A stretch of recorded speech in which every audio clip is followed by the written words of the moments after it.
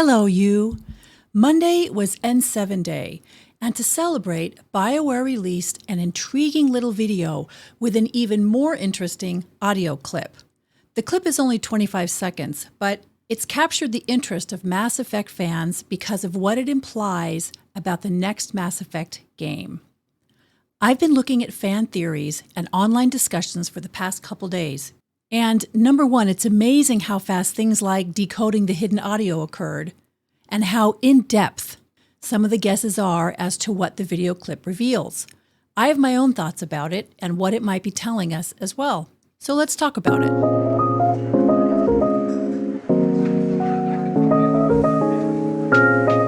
There's nothing definitive about this teaser clip, and of course, nothing is really meant to be.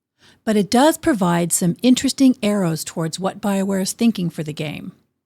As you probably know, the game is still in pre-production, which I imagine means that the concept and story are still being developed, but even so, I think we can draw at least a few conclusions about what we'll be getting in the game. But first, let's take a look at the clip that was released on Monday.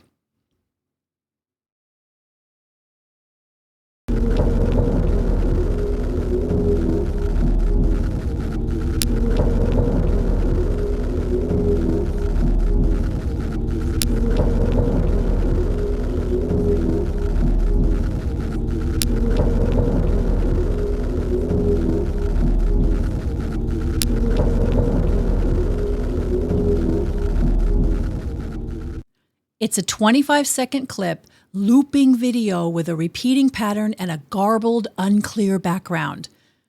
It was quickly clear that the garbled bit was hiding something, and SoundCloud user Mosaic Horse ran the recording through processing, revealing the unmistakable voice of Liara Tassoni talking to an unspecified individual, possibly a Geth due to the sounds playing around her, and later, Bioware released a clean version of the recording in which Liara is clearly heard discussing something the Council will be furious about. She also notes that they should know by now not to underestimate human defiance. Here's the ungarbled clip.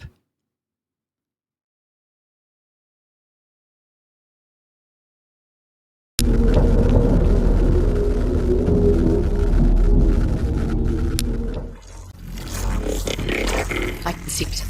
How did we miss this? Exactly. The Council will be furious.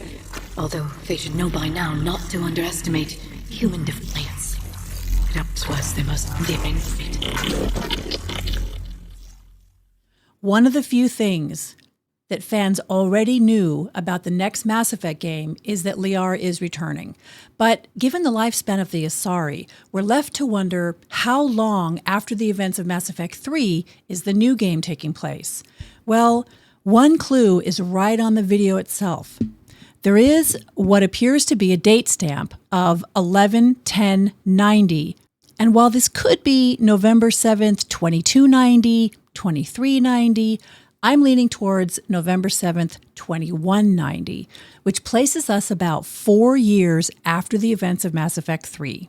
And the reason I'm leaning that way is that it fits with the implied narrative from the extended ending, which Bioware declared canon, that Shep survived the events of Mass Effect 3, and it leaves open the possibility that Shep can return for Mass Effect 4.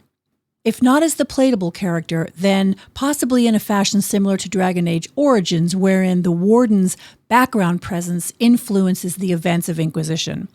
It gives Bioware the maximum latitude while they figure out how to balance fan requests that Shep return with whatever new story they really want to tell. And given human lifespans, any other date basically eliminates Shep as anything but a historical character. Now, I've been fairly vocal about my belief that Shep's story was intended to end with Mass Effect 3, but I doubt that Bioware will ignore so many fans clamoring for Shep's return. Another intriguing question is who filmed the video and who is working for whom at this point. It's pretty clearly identified as a surveillance video taken from a monitoring station, and there's identifying info at the bottom left that identifies a ship captain with a curious Quarian-human hybrid name and a reference to a previously unheard of Cytherium system, and most intriguingly, Doc 314, to which I'll return in a minute. I take this info on the bottom left to be identifying the owner of the video and the audio clip, meaning that the monitoring station that filmed this clip is run by a contractor called Green Dagger Limited under the umbrella of the Systems Alliance, and being captained by a sub-Navarch Zillion Jones, who may or may not have married a human. Thus, the audio of Liara speaking to what sounds like a Geth implies, at least to me, that the Destroy ending will be canon, and, like I said in my video on the Destroy ending, the Geth and possibly Edie were not permanently destroyed. Now remember, the Star Child specifically tells Shep at the end of Mass Effect 3 that what is destroyed can be rebuilt without too much trouble. And then in the epilogue for Mass Effect 3, Admiral Anderson talks about massive damage and rebuilding. He never says irreparable. With everyone working together and a little sci-fi magic, a lot could be accomplished in 4 years. I mean, look how fast they built the catalyst, and that was technology nobody had ever even seen before. So it seems to me that many of the previous alliances and opposing factions are still in existence. Though the Alliance have also now got the Geth and their superior tech abilities. When we hear Liara talk about not underestimating human defiance, I think she's referring to the human organization building the relay, although it's also a statement about human defiance in general, given that Shep also defied the Council. The folks building or repairing the relay must be human, at least in part. Maybe it's Cerberus. It's sure got a curious paint scheme if it's not Cerberus. But again, relying on the identifying info at the bottom left, it refers to Doc 314. Relay 314 was a dormant relay leading to uncharted star systems. Prior to the events of Mass Effect 1, humans went to this relay to activate it, and the Turians detected and stopped them, resulting in a famous war called the First Contact War. So that begs the question of whether it's Cerberus or whoever defying a prohibition on rebuilding or repairing Relay 314. Will humans finally use the dormant relay and it will lead us to the Cytherian system? As for the ships in the background of the relay, I'm not placing too much importance on them. The image is, after all, not new. It was featured in a 2020 Bioware art book. So I tend to think that the ships are more generic, with the possible exception of the one down front, which could be the Normandy, but could also be another Cerberus ship. I mean, Cerberus built the SR-2, so they certainly have the technology to make other similar ships. It could just be a red herring as well. I don't know. I think this N7 info has given us a taste of where they might start the next story, and I leave you to draw your own conclusion as to the storyline itself. One thing seems clear, to me at least, to circle back for a moment to the topic of Shep returning.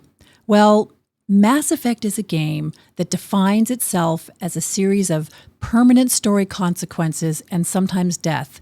Each game has had defining moments that required heartbreaking sacrifices.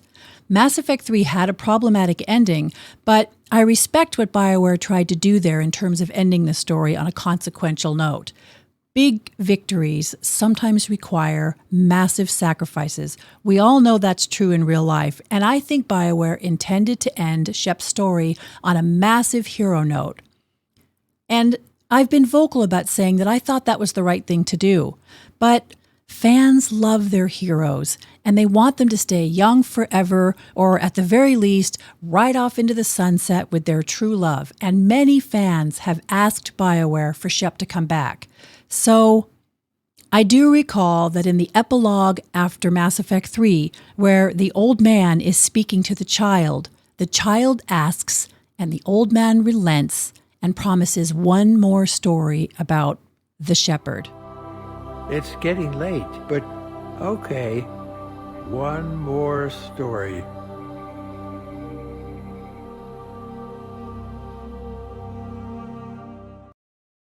I see you, old man. Thanks for watching. Enjoy your day. Bye.